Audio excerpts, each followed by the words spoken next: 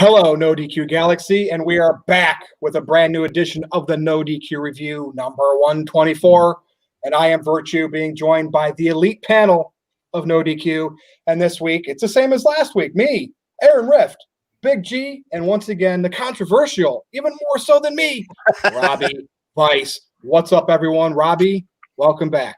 Hi. Well, I actually watched all of the wrestling live this week. Didn't hate Raw, and I know we got a lot of WWE to talk about tonight, and I'm looking forward to it. I actually, I think I like all these topics, so let's get rolling. All right. Thanks for being on, man. Yeah. I know you have fun in those comments in that chat. Yeah, everyone loves me. Big G, what's that thing in front of you, man? Did you upgrade? I need to upgrade. You upgraded before I upgraded. I did. Tell me about it. How's it going? It's well, it was a tough weekend for me in football. Congrats to the Browns, by the way. I'm gonna throw that out there. Other than that, I'm doing good.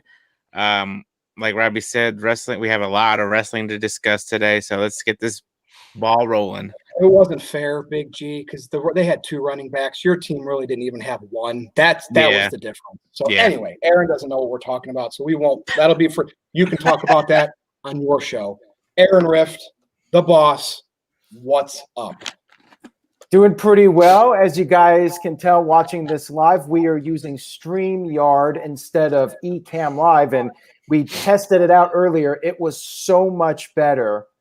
The quality, everybody sounds great. The video quality is great. I'm really excited for this video. We can make up for the technical issues last week and have a real strong show here tonight. And I'm looking forward to the topics. A lot to discuss as we get closer to the Royal Rumble pay-per-view.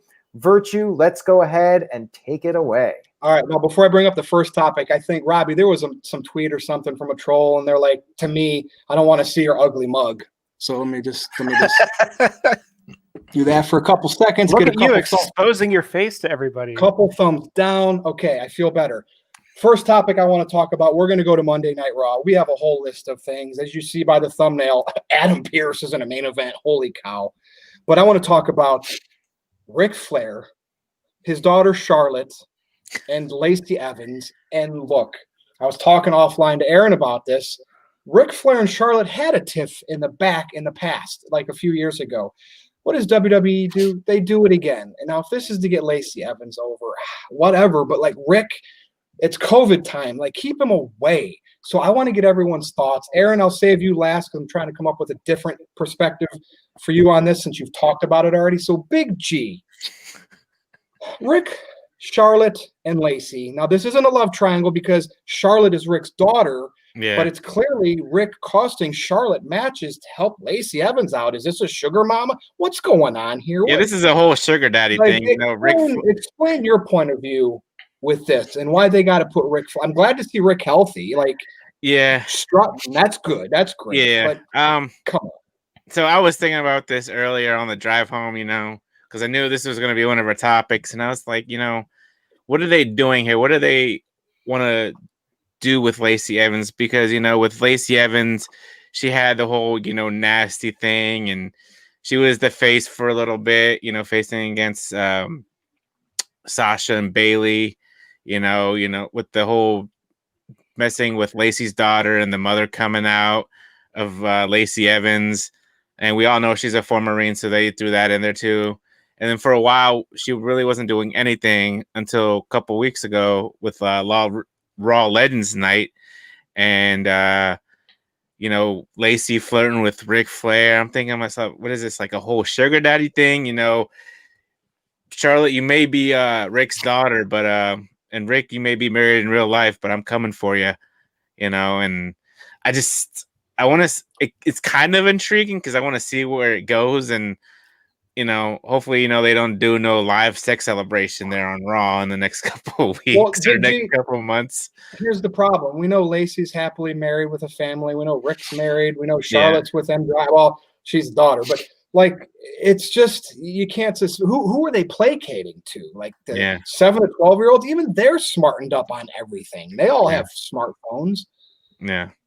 So, we'll see. Let's see if this leads to anything. I'm sure the Andrade put out a tweet or on Instagram or whatever, saying Charlotte's going to need somebody in her corner, and why not have Andrade come out and make this like a real life personal thing. So, well, you heard it there. How do you follow that up, Robbie? How do you put the Robbie Vice spin and thoughts on this after Big G just went? First of all, I just want to go ahead and say Ric Flair is a national treasure, and I know everyone's worried about the COVID thing, but this dude has like survived everything. He was in a plane crash. He's had multiple heart attack surgeries. He had that health scare a couple of years ago. Ric Flair is going to be fine. All right. And I kind of talked about this. I was tweeting about this, and actually, NoDQ columnist Tito and I were kind of going back and forth about this. I think there's a chance that this could actually be the introduction to Tessa Blanchard into WWE. And I think that could be the case, because I think what's going to end up happening here is Charlotte is just going to probably mercilessly beat down Lacey Evans. Because let's face it, Lacey is a talented woman, but she's not on the level of Charlotte. We're going into WrestleMania season. They need that big name. And the rumor is Tessa is getting ready for that comeback. What better way than for Flair to bring in someone like Tessa if he's going to be a heel and screw over Charlotte and have that big match? Because let's face it, Tessa versus Charlotte is probably the biggest women's match in the world that could be put on. And I will say, looking at the current men's division, that could headline WrestleMania. And I know, Virtue, you said it could never happen without Ronda, but I firmly believe that a Charlotte Flair, Tessa Blanchard title match at WrestleMania could absolutely go on last. And I don't think anyone would have a problem with it. I only think that would happen is if we get the two-nighter like the pandemic WrestleMania last year, maybe the end of night one. I was shocked that Becky and Shayna didn't finish off one of the nights, but yeah. All right. Well, thank you for that input. Aaron, why did Ric Flair, who needs the Ric Flair rub at this point? Charlotte's already headlined to WrestleMania. They've done this angle with Charlotte before. So Flair's usually there to give the Ric Flair rub. There is no. I think this is actually hurting Charlotte. What do you think? I don't know what question to ask you for this. So, do you think that Flair being there actually hurts Charlotte?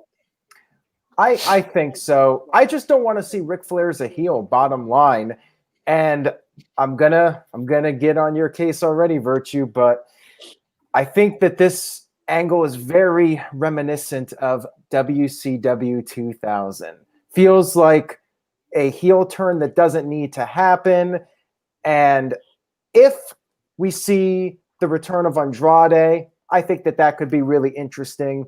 If we see Tessa Blanchard come in, I think that could be a great way to make this storyline more intriguing and give it more of a purpose. Otherwise, I feel like Charlotte will beat Lacey at the Royal Rumble or eliminate her, and then Lacey will go back to catering or whatever. And what would have been the point of the whole thing? Nothing. It's just a pointless turn. And, the whole thing with Ric Flair being there during a pandemic, not necessary in my opinion. And yeah, I just think that there's far more working against this than potential benefits. Mo Camera said Charlotte is not a big name. She never drew a dime when she was on NXT. Well, Mo Camera, just keep shilling out your super chats like you do and saying your nonsensical comments, because like I've said before, it's the no superstar is bigger than the WWE. You don't like Roman, you don't like Charlotte, but yet they are the biggest stars in the company, but they don't have the ability to do what John Cena and Austin and The Rock did because WWE doesn't allow it. But great points by everyone on that. Well, what female would be the big? What female is the biggest superstar in WWE if it's not Charlotte? Then it has to be Charlotte. It has to. It's not Becky. No. It's I like Sasha more, but it's not Sasha. It's not Bailey. Who is it? It's if Charlotte. Ronda was there, would it be her then? Just throwing that out there. No. Okay. I don't think so. Virtue would probably argue that with me, but. That's for another topic. Let's move on here. So speaking of Flair being there, maybe when he shouldn't be during a pandemic, and Drew McIntyre supposedly tested positive for COVID-19. Now, of course, he said he did, but it's weird because everybody that's tested positive before, WWE didn't promote any of it on the show. but yet they did with Drew. They didn't do a fake injury angle. They actually had him come out and try to be a spokesman of wearing masks. And I just find it so weird that they didn't kind of, like, we can know it on the dirt sheets, but they acknowledged it on their actual show. Aaron, anybody, correct me if I'm wrong, have they acknowledged any COVID-19 on the shows up until now? No. What is avoid that? What, Robbie, I'm going to go to you. What is your take on this? Strange to me. I think, honestly, I think it's good. It's refreshing. It's almost been a year since this pandemic's been out, and I think it's about time WWE, with its millions of viewers, it should be something that they promote wearing masks. You know, if they really want to get back to live viewership, people just have to be safe. It's really unfortunate that Drew McIntyre is affected by this, but at the same time, he's young. He's in phenomenal shape. I think he's going to be fine. But, you know, sometimes people aren't fine. It's just, it's hard to say. But as for what WWE is doing with it, I think the message is spot on, and I think it needs to continue. I think they need to stop acting like ostriches with their head in the sand.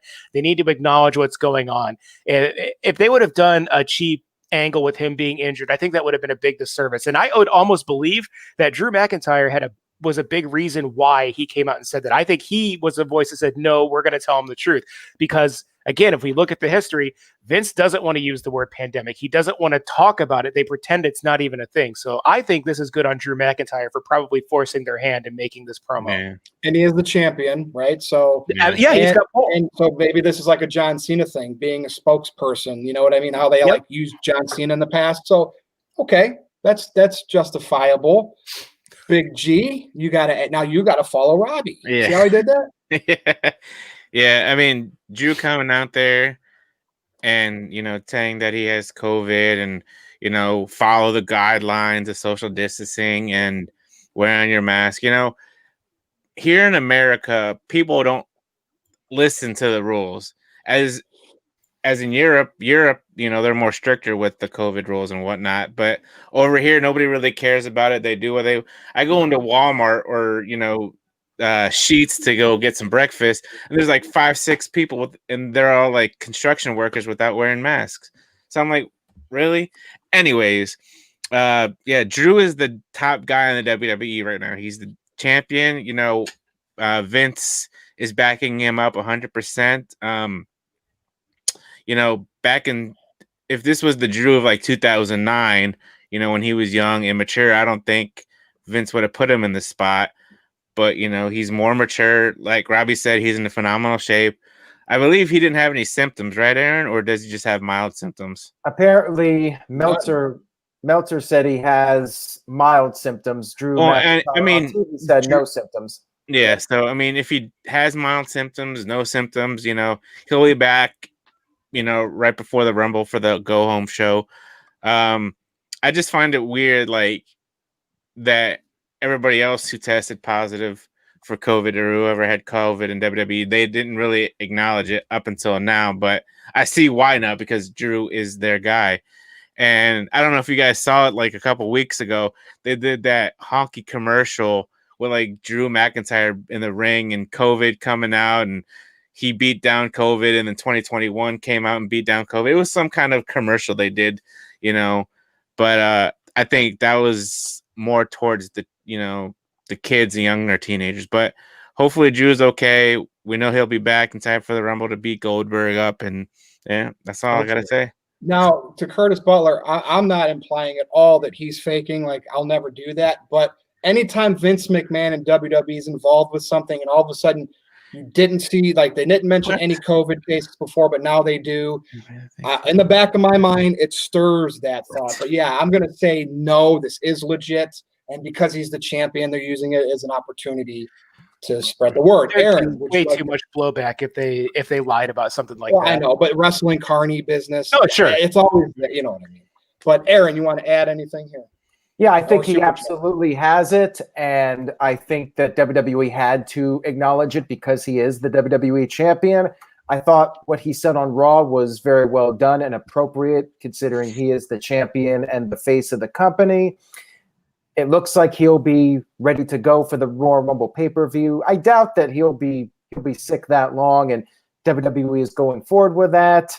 But we still have to see Goldberg versus Drew McIntyre at the Royal Rumble, and a lot of people are very concerned that Billy Boy is going to be our next world heavyweight champion, but we'll talk about that at a later date. If and when it happens. Yeah. Do you have any chats before we move on to the next topic? No, we can move on to the next topic. Let's go for it. Triple H returned to Raw. Now, obviously, after Drew McIntyre was pulled because of COVID-19, and, you get excited, like, oh, he's going to at least wrestle. And he did for 5 minutes in street clothes.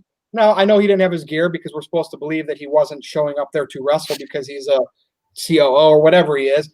So I did like him coming out in the street clothes, but this was all done, right? The lights went out. The Fiend was lurking and stirring. Alexa Bliss showed up just to throw the fireball at Randy Orton. So Triple H was used to bait people in so they can promote, which understandably there, but they can continue this saga with Alexa when the Fiend does come back and Randy Orton. Everybody's thoughts here. Aaron, I'll actually start with you on this one. I kind of wanted to see Triple H go a little bit more, and I was pulled in, and then it ended just as quick as it started. So what do you think? I think he was only there because of what happened with Drew McIntyre. Otherwise, Triple H would not have appeared. Yeah. They did the impromptu match, if you want to call it a match. It was fine for what it was, under the circumstances, having to come up with something at the last minute. I thought the final angle with Randy Orton was great with Alexa Bliss. I love the fireball, her getting some payback from the TLC pay-per-view. And yeah, I really do not want to see Triple H wrestling. This was fine because of the circumstances, but yeah, I think Triple H had his run, and unless there's a really great opportunity for him to wrestle again, I'm totally fine if Triple H is done as an in-ring competitor. Maybe a one-off if there's the right opportunity, like the absolute right storyline, but I would say don't do that unless absolutely necessary. Now, Big G. Yes. Someone was saying he was in street clothes because he wasn't in shape, but do you buy me thinking because he doesn't show up to Raw to participate, so why? And he's pretty much retired. Why would he have his gear? So I'm thinking it's more because it was a last second thing, like, hey, you want to fight? Let's do it, pal. Yeah. Well, I mean, he started off wearing a suit and he had street clothes, obviously, and they knew it was just going to be a fight. It wasn't really a match. There was no referee out there. Yeah, Orton was in his gear because, he was getting ready to face or McIntyre, but, that's all switched with Triple H coming out. And yeah, the angle at the end, I liked it. It continued the storyline between the three of them. I thought it was cool, like how they set Triple H's sledgehammer on fire, and and then like next thing you know, Triple H is gone. I'm like, where did he go? Where did the Fiend take him? And then next thing you know, Alexa Bliss is there, with the glove pain, like throw the fireball. And yeah, we saw the fireball, a couple months prior in NXT with Karrion Kross and Keith Lee. But I like this one a lot better because it continued, like I said, the storyline. And Triple H coming, doing this was a one-off. It was cool to hear, Triple H's theme music in an arena again. He did his entrance and whatnot. But other than that, I'm cool with it. I'm fine with it. I do want to see how they are going to continue next week on Raw, because it kind of left like another cliffhanger. What happened to Triple H? What happened to Randy Orton? Well, obviously we know what happened to Randy Orton. He got blinded by a fireball, but is he going to take time off of TV because of this, or is he going to be like partially blind in one eye or both eyes? So I'm intrigued to see how this moves forward. There you go, cliffhanger for Big G. Aaron. Okay, so we do have a $2 super chat from the Cleaver, Colin Andrew. Thank you very much for that, Colin. He says, WWE pulled a Joe Dirt with that fireball. I liked it. I liked it too, Colin. And make sure you guys follow Colin at nodq.com/Colin. Great guy. Hope to have him on some of these StreamYard videos as we move forward here in 2021. Virtue, go ahead. Robbie, Triple H is your boy, your all-time favorite, right? All-time favorite, definitely. Talk about it. Man, I was excited when I heard that he was going to be on Raw again. It kept me watching throughout the entire show, and it's something I haven't done in quite a while. I love him and Randy Orton just have this fantastic chemistry. My only they real do. complaint is it was like the 400th time that someone has accused Stephanie of having Triple H's balls in her purse. And for some reason, that's like calling Marty McFly chicken. You just don't do it. Yeah, I love that. Right. The sledgehammer on fire was awesome. I love, he looked at it in shock. Triple H always sells things really well. He has one of the best facials, I think, of all time. And then Alexa Bliss comes out, who's been probably the better part of Raw for God knows how long. This new character needs to be a champion because she is literally one of the best characters. I love the fireball. A lot of people probably think that I would hate hokey stuff like that, but when it's played straight and it makes sense within the confines of the show, I absolutely love it. It was done way better than Hogan's fireball, so it was a success on that front. And I'm going to agree with Caleb Jacobs. I think The Fiend is like the new Undertaker for WWE. This reminds me a lot of Undertaker dying and then Paul Bearer coming out to foreshadow his return, building it up, getting people excited to see what happens. And that's how they sold a lot of pay-per-views back in the day. So all in all, I thought this segment did everything it was supposed to do. Randy looked, evil for doing what he was going to do last week or the week before that. And we had a payoff. This is the most consistent storyline in WWE right now. And I can't wait to see what happens next. And I don't have a problem with it either. I actually watched it, right? Because Triple H was there and it pulled me all the way in. And I like Alexa and The Fiend. Heck, there was some debate on this channel and I was pro Bray Wyatt. So of course that stuff I'm going to want to see. So good on them. Let's see where it goes. Next. Wait, before we talk about, yes, Aaron. Okay, we do have another super chat here. Let me get to that real quick. Take a sip. And by the way, I'm thinking we will see The Fiend at the Rumble, and maybe he'll cost Randy Orton the match. I feel like they're going to face at WrestleMania one more time. Maybe Edge will face somebody else, hopefully. I'm hoping that Edge will move away from Randy Orton. And I know Mo Camera is concerned about it, but I think The Fiend will win this feud with Randy Orton whenever they have their final match. Psycho Jet Black sent in a $5 super chat. Thank you, Psycho Jet Black. He says, seriously, why does WWE insist on building only one or two guys like Roman Reigns and Drew McIntyre instead of multiple guys so that this situation will not happen? That's a great question. I think that Vince has the old Hulk Hogan mentality, although at the same time, WWE doesn't want any one guy to get bigger than the company. Yeah. And if somebody's getting just a little bit too big, Vince has to bring them down a peg or two. Drew McIntyre, Roman Reigns, they have been built like the guys. They are the star attractions. But yeah, it would be nice if we had a few other guys up at that level. Roman Reigns badly needs a rival. I've been saying this for a long time. The one downside to Roman Reigns as a heel right now, he doesn't have that equal baby face to challenge him. Even Daniel Bryan, as great as Daniel Bryan has been, he hasn't really been booked at that level in quite a while. He's been booked as like a mid-carder as of late.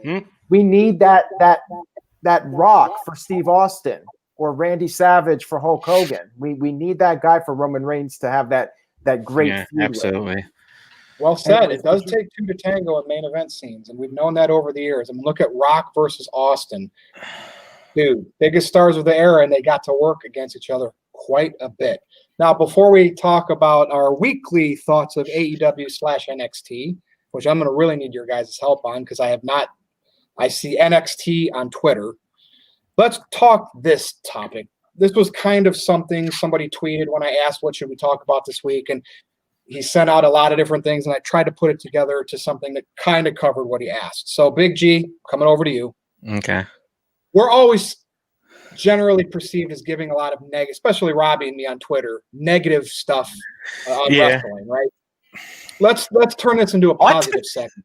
I am the pillar of positivity of this channel. We're going to do the power of positivity. We need the power of positivity. New Day style. Kofi had his run as WWE champion, that type of positivity.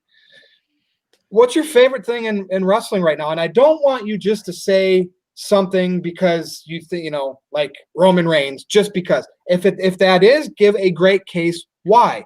But out of all, and this could be NXT, AEW, New Japan, WWE, Impact, I don't care. What's to you the most positive thing about wrestling that if you're talking about it, if you're watching it, you're actually somewhat satisfied? Because I want to make sure everybody in the NoDQ galaxy knows we can all be positive on something. Go.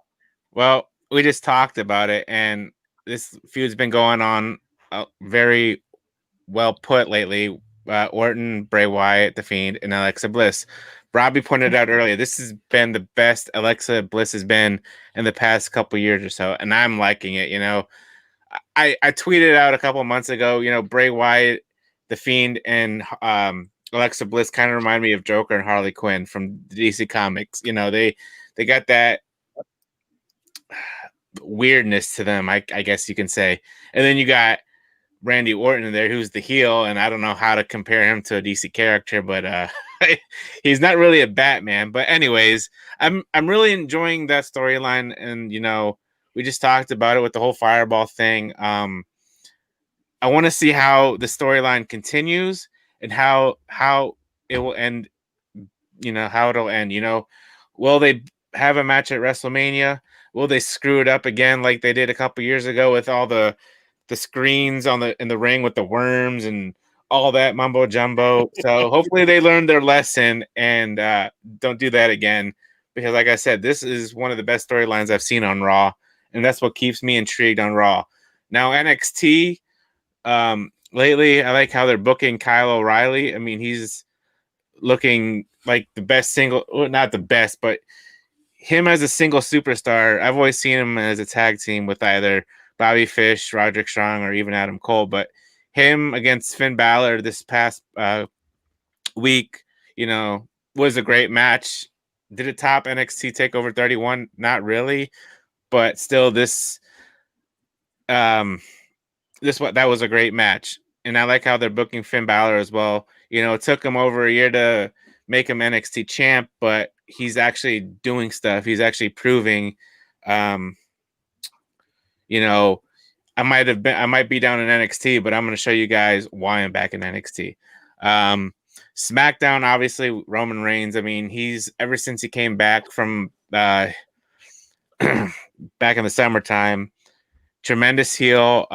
He does need a great baby face to work with, and could that be the Fiend later down the road? Will the Fiend go back to SmackDown? Because like you guys mentioned earlier, Daniel Bryan, he's just been in the mid card lately. Both pay-per-views have been pretty good for the most part in 2020. AEW. Heck, none of us might have to go. I mean, I asked for one, and he's going across the board. I know. I just thought like having AEW. Everything. Especially AEW. Go ahead. Yeah. AEW, they're finally doing something great with Kenny Omega. He's a heel. He's the AEW World Champion.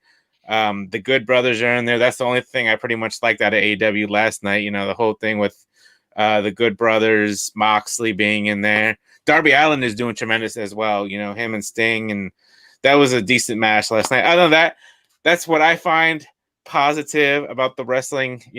2020 coming to 2021. So. Well, that's good, but it's good. I mean, it's good that he listed a lot of stuff. Now, Robbie, all I'm asking from you is one thing, so maybe you have a couple, but I have one. I have one thing that I can go on, and this is probably going to shock people. I think the thing that I'm most excited about, and that I think is the best thing in all of wrestling right now, is AEW's commentary table. If you compare Shivani to anyone, I think Shivani is probably the best announcer in the business, bar none. And that includes all promotions across the United States and any other continent. Jim Ross taking a back seat a little bit, but he's that veteran voice, that familiar, nostalgic sound. People give him a hard time. I think he's done great. And I think Excalibur is the most improved announcer, especially over the past year. So, when you compare that 3-team announce booth to any other announcing team, I just don't think anyone else holds a candle to them. So I do give AEW a hard time about a lot of things, but one thing they 100% got right was their announcing team, because like I said, Tony Schiavone has one of the best voices in wrestling of all time, and he's paired with arguably the best voice of all time. So as Excalibur continues to grow and they kind of get more rapport and more chemistry with each other, I'm excited to see what that happens by the end of this year. So I'm going to say All Elite Wrestling commentary table. And that was All Elite Wrestling, folks. Yes, you did say it. So there you go. Have at it in the comments. Before I go, Aaron Rift. Okay, so I'll just list off real quick from each promotion what I like about it. I like SmackDown having Roman Reigns, of course, that's the obvious one to me. That is the best thing in wrestling right now. Over on Monday Night Raw, The Fiend and Randy Orton, along with Alexa Bliss's involvement, she has been great. I love what's going on with Alexa Bliss right now. Over on AEW, this storyline with Kenny Omega and Don Callis has been intriguing. I've enjoyed that.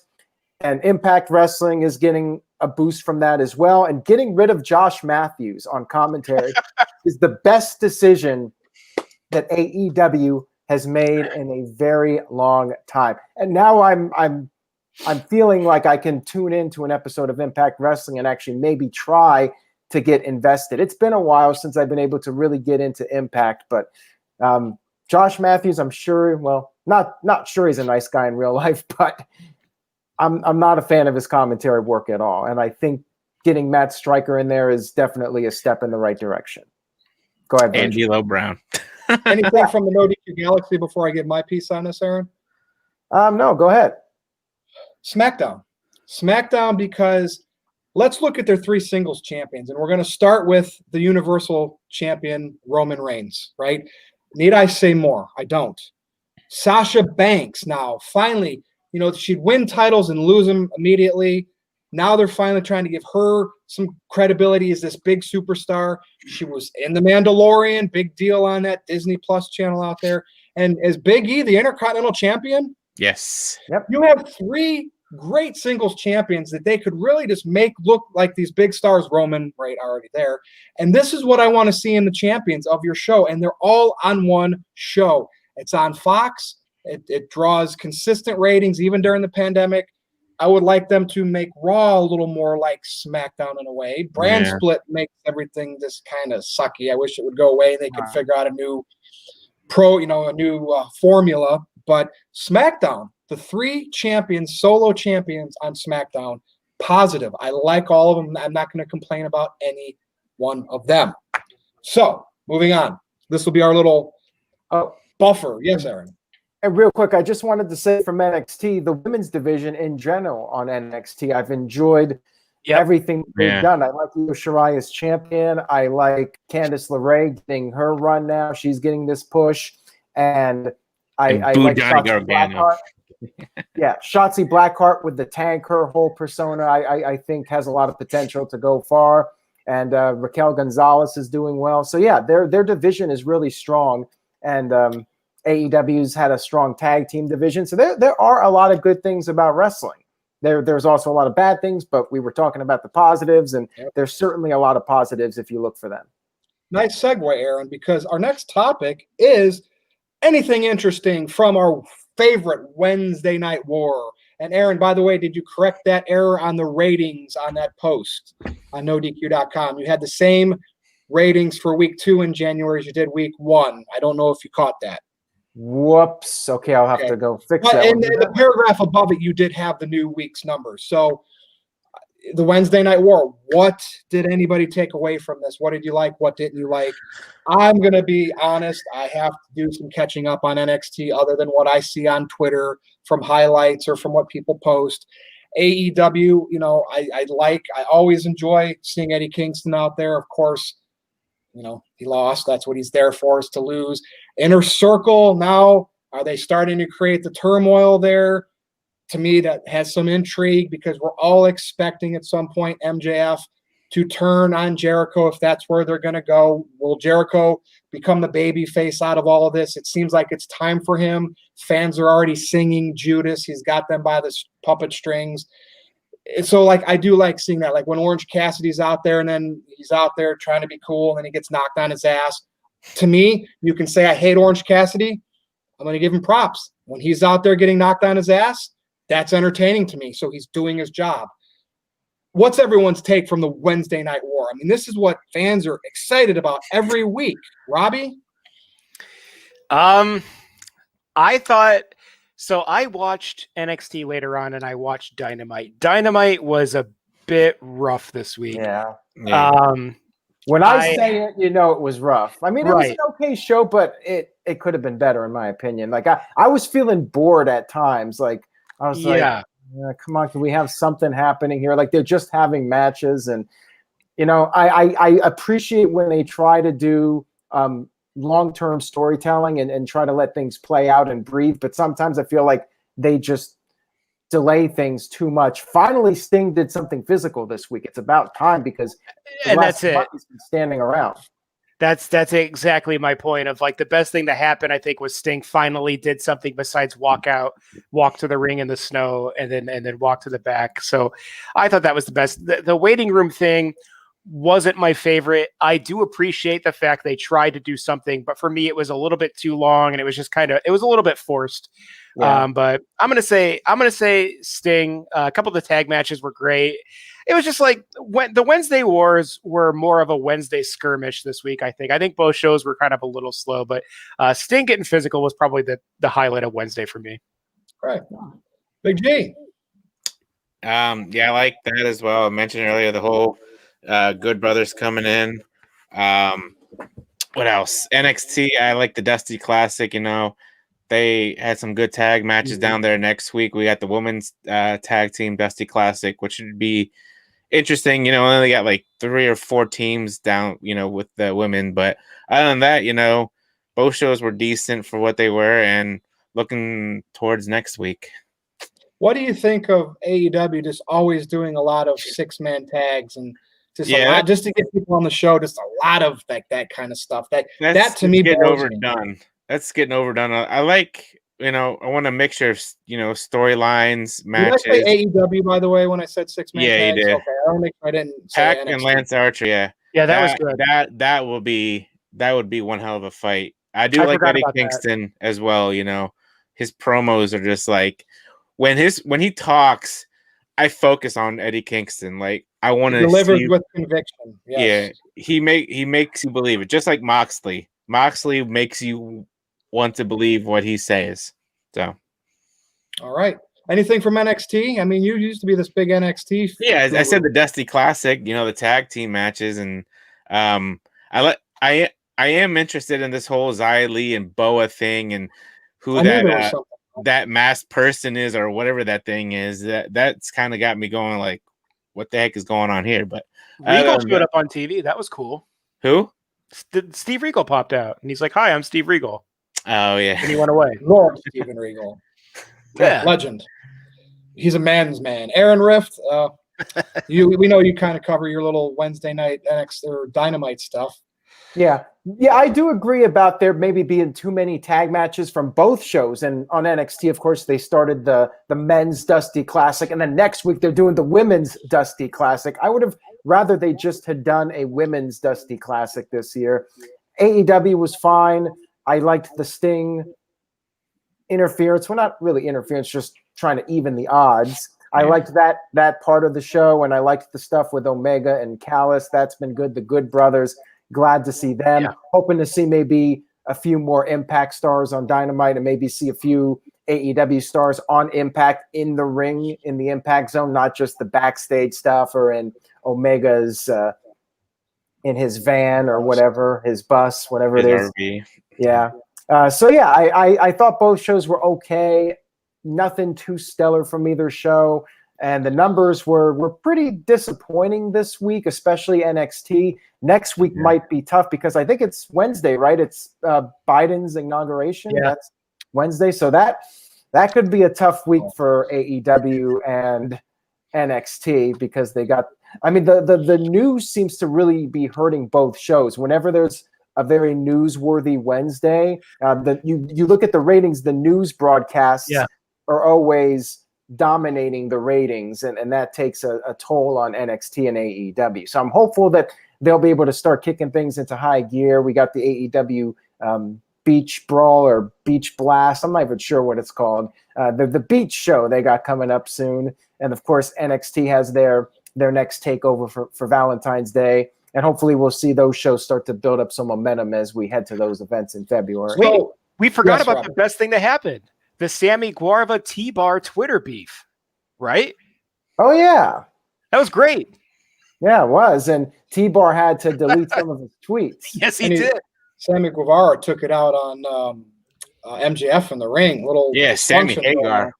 Oh, yeah, Sammy Hagar. And that is all that is all Chris Jericho taking Sammy. That's because the Rock. I didn't even catch dude. it when you said it. That's And I funny. did like Sammy's all line when he Chris called Jericho. Jericho a tag team slut. That was just Speaking of awesome. Jericho, like Wait, hold on a second, Yeah. Virtue, before we get to Jericho. Psycho Jet Black sent in a $5 super chat, and this is about NXT. He says, what's the point of creating tag teams in NXT if they're just going to be broken up on the main roster? Not every team will produce a Shawn Michaels. I know why. Why? Because Vince McMahon on the main roster doesn't see tag teams as a draw, and he doesn't see them as money. No. As much as all of us would probably disagree with that, it's sad when you see these great tag teams, like even Heavy Machinery before they made Otis into kind of like this bumbling fool. The Heavy Machinery was a fantastic tag team. So was the Ascension. I mean, there's a lot of times where these great NXT tag teams are brought up. Vince just doesn't see it, has an idea that he's going to make one of those guys a pet project so they can turn on each other. But Vince McMahon doesn't see money in tag team wrestling for whatever reason. And that's why they do it. I think it works in NXT and it could work on the main roster. It's just, again, if Vince doesn't see money in something, it's not going to be on TV. Yeah, and that's very well said, Robbie. Charles sent in a question about the Authors of Pain and if he thinks we'll see them in AEW or Impact to take on the Good Brothers or the Young Bucks. Yeah, why not? I mean, I could see them in AEW. Yeah, I could see them in either promotion at this point. Definitely. But yeah, I'm not sure if one of them is still injured. He might be. I'm not sure if it was Akam. One of them was injured when they got cut, and I'm not sure if that one is recovered or not. But yeah, I would expect to see them somewhere at some point in a tag team capacity again. little impromptu topic here with Chris Jericho. I'm starting to wonder, hey, he had COVID. He publicly said however it leaked, donated to Donald Trump during the campaign. Is Chris Jericho, people say he's dumb. You know how people there's people on Twitter, on social media that hate Chris Jericho for some of these things. Yeah. Now, trying to be a heel today, but when you're cool and people like you, people sing a song, then are you really a heel? Is Chris Jericho really weird, eccentric, an a-hole in real life? Or is he making some of these things public to get heat? I just wonder, is he being wrestler smart like this to say, hey, we can't be a heel these days. I'm going to get people to really hate me. I don't know. It's just starting to build up with way too many things. Is he working everybody? I don't think he's working everybody. I think he's playing a supercharged version of himself. I think he's just taking his personality and making it the most extreme possible. Now, do I think he definitely points out things that he used to keep private, such as political leanings and, performing at Sturgis, knowing that'll make people upset? I definitely think he capitalizes on those things, but I don't think he's quite as eccentric and crazy and kind of an asshole like he wants people to think. But I think he's just he's taking Chris Jericho, the person, and he's just throwing him in a lightning machine like the Fly, and then Y2J comes out the other side. But it doesn't matter when he walks out there. And people, I would imagine, and yes, it's limited on who's in there, but I would imagine if we had full crowds, that's a thing. People love doing. Here's what it is. I do not like Chris Jericho as a person for reasons I won't really get into. But his theme song is in my Spotify playlist, so that's powerful, right? Aaron or Big G, do you want to? You want to piggyback off any of this? No, Robbie hit it spot on.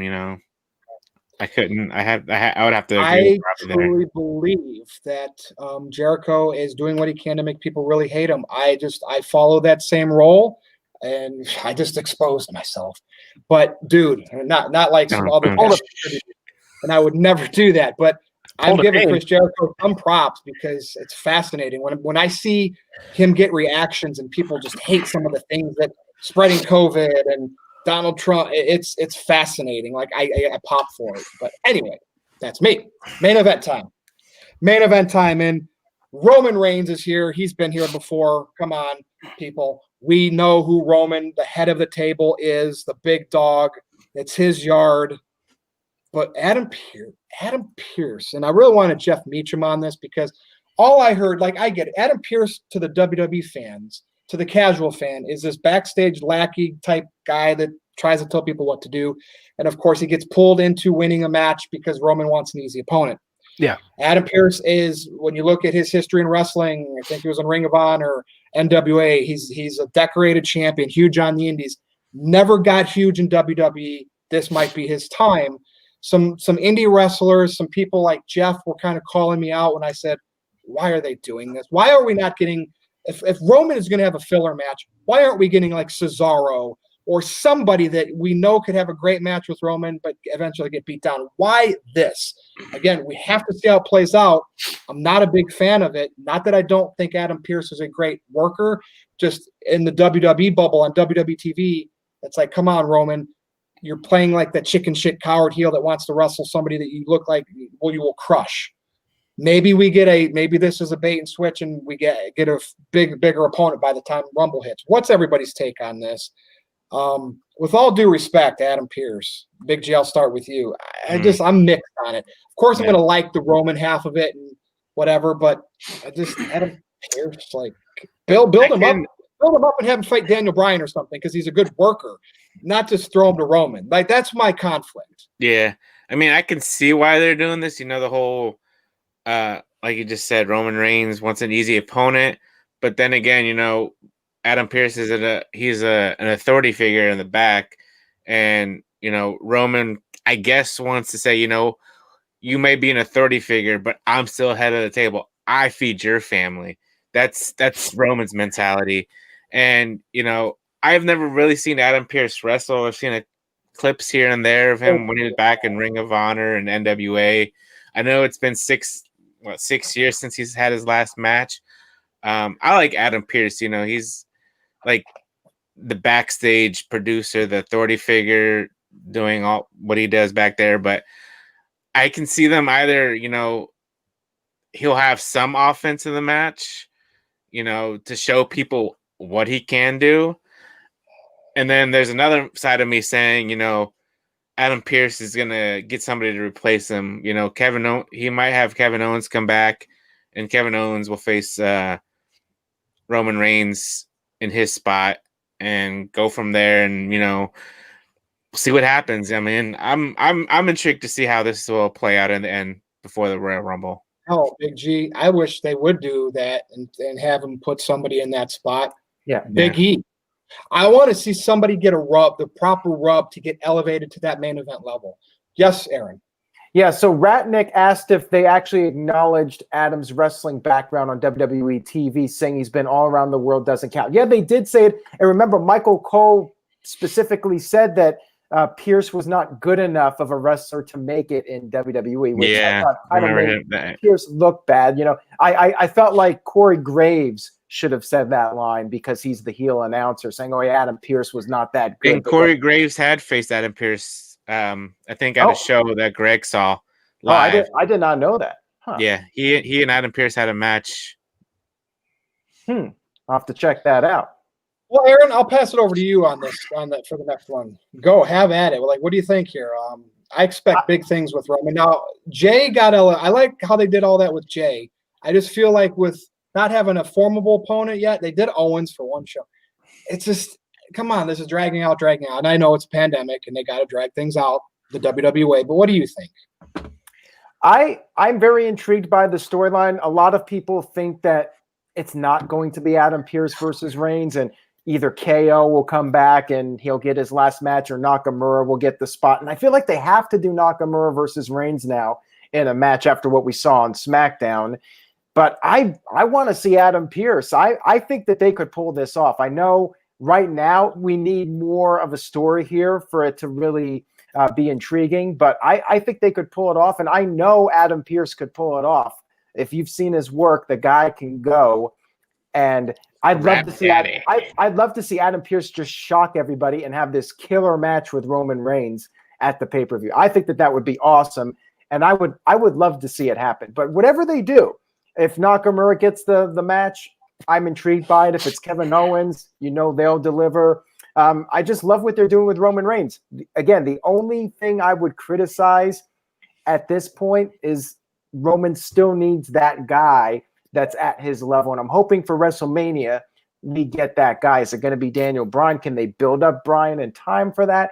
Is John Cena going to come back and fight Roman Reigns? That's a possibility, although I feel like we might not get that Cena or Rock level guy because of the fact that we have a pandemic and there's probably not going to be a crowd unless they do the 25% capacity, which I have this thing that Kevin Dunn and Vince, they don't like the look of 25% capacity with all the empty seats. I think they prefer the look of the Thunderdome. Yeah. And, they didn't want people wearing masks on camera, and they wanted people standing up when they were there. It's like they have a very specific way they want the show to look. But yeah, I would be totally fine with whatever they do. And if it is Adam Pearce, I think they'll tear the house down. I think they'll have a great match. Now, TJS just sent in a $5 super chat. Thank you very much for that, Tyler. I appreciate it. He says, please accept this super chat as my apologies to Robbie Vice. He's a great contributor and adds a lot to the videos despite our political differences. All right, well, Robbie, do you accept the apology? Yes or no? Putting you in the hot seat. Sure. All right, there you go. We've made positivity lives on the NoDQ channel. We've been talking about good things that we like in wrestling. Good Everybody's vibes. Making up good vibes. 2021, everybody's going to have good vibes. Absolutely. So, yeah. Go ahead. Robbie, it's your time for the main event now. I'm interested to hear what you have to say. Again, with Roman involved, I'm not going to poo-poo on it completely. I'm just when I think of main event attraction, Adam Pearce just doesn't. It just brings it down. Not Adam Pearce's fault. Just in the WWE bubble, it just doesn't make sense to me. Go ahead. I'm interested to see Adam Pearce. I looked up and watched some of his old stuff, and this guy can absolutely go in the ring. He's very, very good on a promo. I think if they decide to do a match where it's similar to what they did with Jay, and he didn't really take him that seriously at first, and then he has to put him away. I don't think they're going to be getting a 30-minute match out of it because I think that would be a disservice to Roman Reigns and the position he's at now. But I would like to see him just kind of dog around with him a little bit, and then have Pearce have a couple big momentum moves, and then Reigns is going to stomp him out. Now, we talk about Reigns doesn't have that guy to go dance with like Hogan had Savage and so on. And I don't know his contract situation right now, but I really think if they wanted to throw money at something to make a big thing, I would love to see Tama Tonga come with Ming in to challenge that head of the table with Roman Reigns, especially for like a WrestleMania match. I feel that they could go toe to toe. They could have great matches. And that's something I want to see because unfortunately I don't see Daniel Bryan in his current state standing up to Roman Reigns. Nakamura, if he was booked better and had his old music, maybe, right? But realistic options we have now is Keith Lee, who I think has floundered a little bit. I think his confidence is down, but they could fix that. But realistically, Bobby Lashley, Big E are also good people that I would throw in there. Honestly, I think Lashley is building up to be that main event guy for the first time. I think the Hurt Business is probably one of the best things about wrestling right now. And I don't know. So they do have options. I just think it needs to be someone either we haven't seen that they bring in from a different promotion, maybe a Jay White or somebody like that. Or man, they got guys right now that are ready to go, and it could be Big E's time to shine. So I don't know. That's what I think. But I'm intrigued to watch it. I am at least interested enough in this situation to watch it because one of two things are going to happen. He is either going to put up a little bit of a fight and then get killed, or he is going to get absolutely squashed, and whoever Roman's WrestleMania opponent or someone for his next fight is going to come out and save Adam Pearce, and that'll hold them over till whoever wins the Rumble challenges Roman Reigns. Yeah, that sounds pretty good. Oh, Virtue. Shanti sent in a super sticker with a $1.49 super chat. Thank you for that, but I have no idea what the sticker is. It doesn't appear on here. So if somebody in the chat could let us know what Shanti's the guy I blocked, and I think he's a troll, but maybe not. Who knows? Yeah, I think he's good. He's Shanti. He also promotes, Shanti and a little bit of Curtis Butler said, to me, I think it was referring to me, though. Let's see this thing play out. Look, when I think of Roman Reigns, especially this angle since he's been back, marquee. When you have a marquee name, You don't just try to build somebody who's never been on the marquee. And sorry, Adam Pearce, being big in your little indies and NWA at the time you were big in NWA is not marquee for WWE. Again, if they would have built him up better instead of just make him a lackey backstage to this angle, I'm telling you, it's bringing Roman down, and Roman will be great, and he'll make sure it's great. But don't just think. And it's to the people out there that have always told me Roman can't work. Roman has a history of great matches. Just like you say, John Cena has had great matches with everybody he's worked with. Roman Reigns has had a lot of great matches. So don't be telling me this is going to elevate Roman. No, if you want to elevate Pearce to a main event star, but I just think there's a different way to do it other than just kind of slap-shotting a backstage guy ahead of workers like a Nakamura, a Cesaro, who everybody's clamored to get pushed better. That's where my beef is. Adam Pearce passes up other people that everybody's always wanted to see elevated. That's where I question this. But this Robbie, isn't about elevating someone in the ring. This is about expanding the wickedness and the dastardliness of Roman Reigns. This is to get sympathy on an authority figure who is technically a face. And I think this storyline, in my opinion, is more so to make Roman look more evil and continue to go down that path, because we need to hate him in order to cheer for whoever's against him so we can see him get his comeuppance. We need to see him get what's coming to him. This is for Curtis Butler. Go ahead. Right. But I agree. Could they have done something better? Yes. But this is what we're given. And I think that's why they're doing it. We're supposed to hate Roman even more after this. And I just sure as hell hope they have someone to bring in or a feud set up to really make it pay off. Because if all we get is just KO versus him at WrestleMania, I'm going to be a little bit let down. Because at this point, with KO not being on TV, as much as I am a fan of his, I don't really care. And I am more invested in Roman Reigns because they've spent so much time in his character.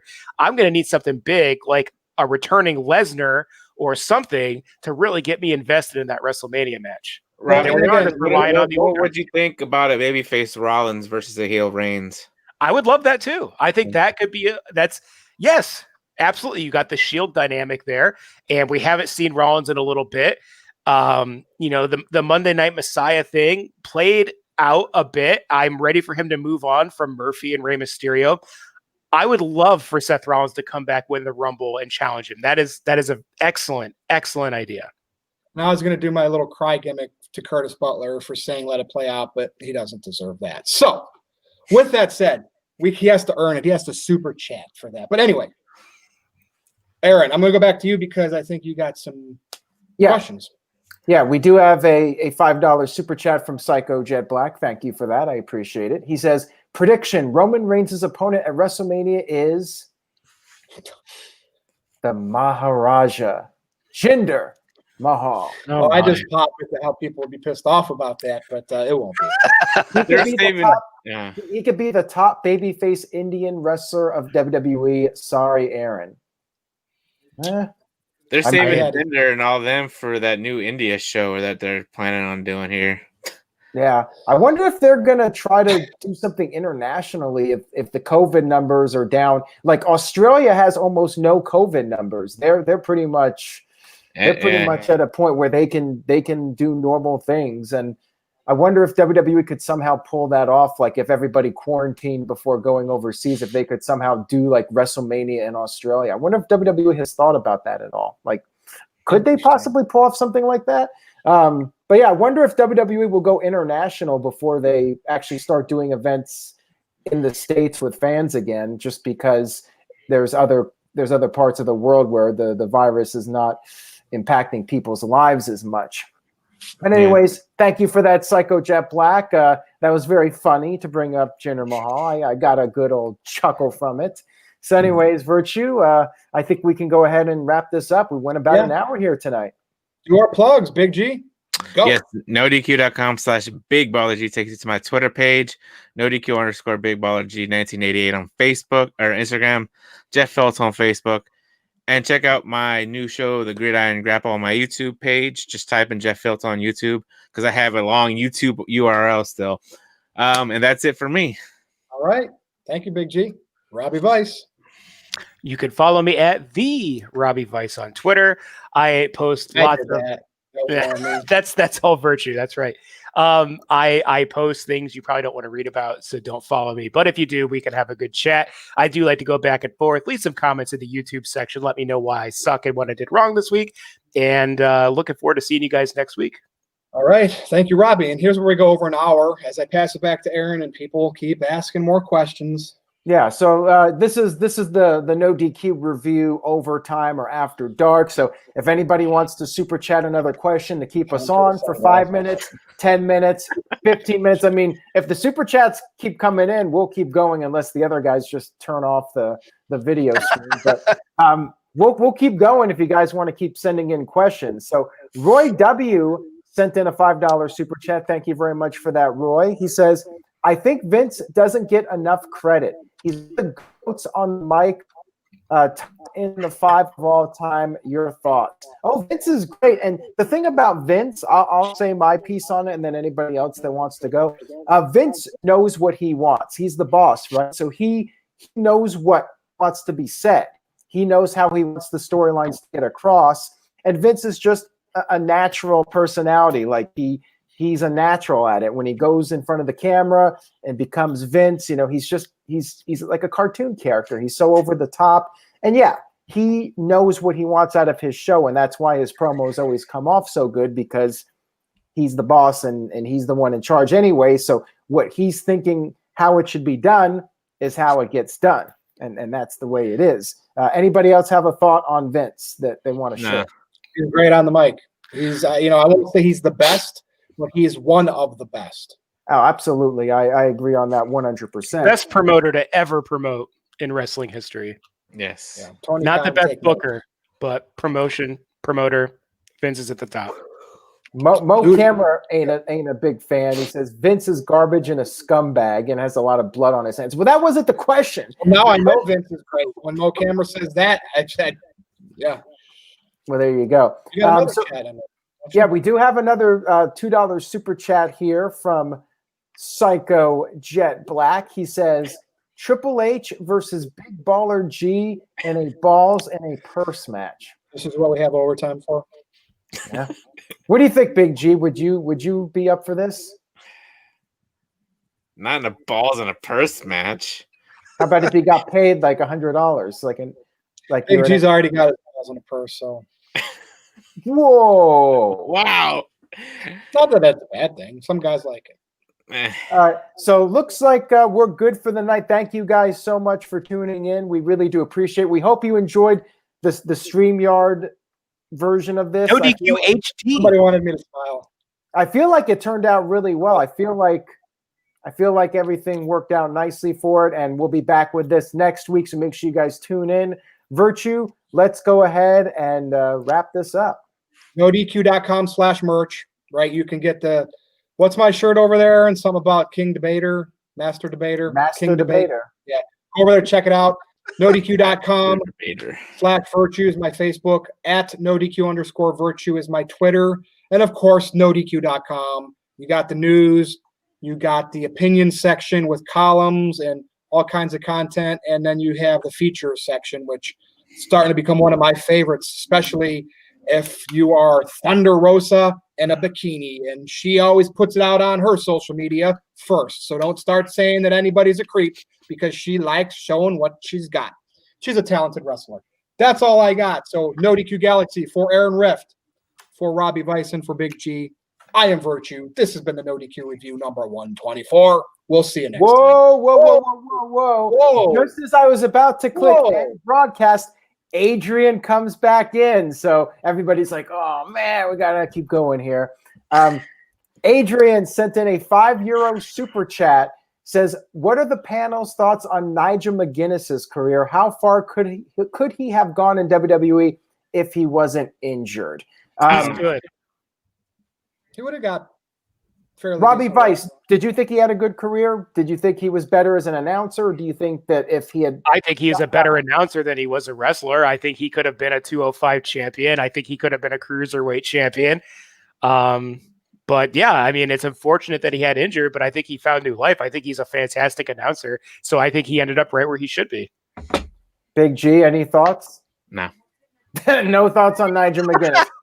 You had an NXT run. for sure. Okay, Virtue, name your favorite Nigel McGinnis match. Don't have one. I couldn't even tell you who it was against. Okay, well, I'll say something here.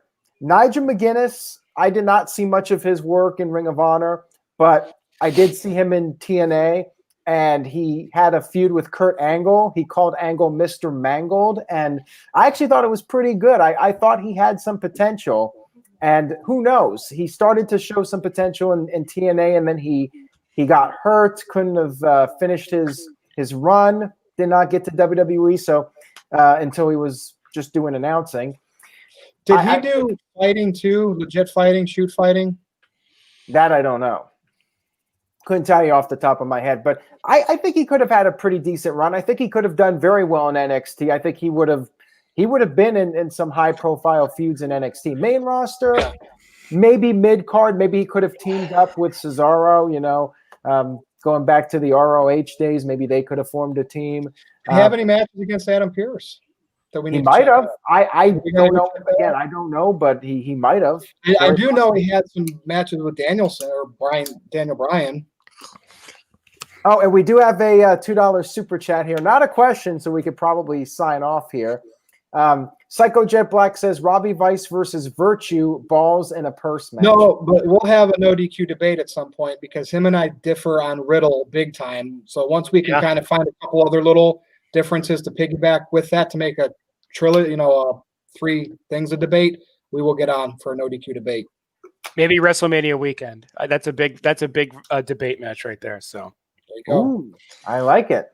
All right. So with that said, no DQ Galaxy, thank you for watching. We'll be back next time.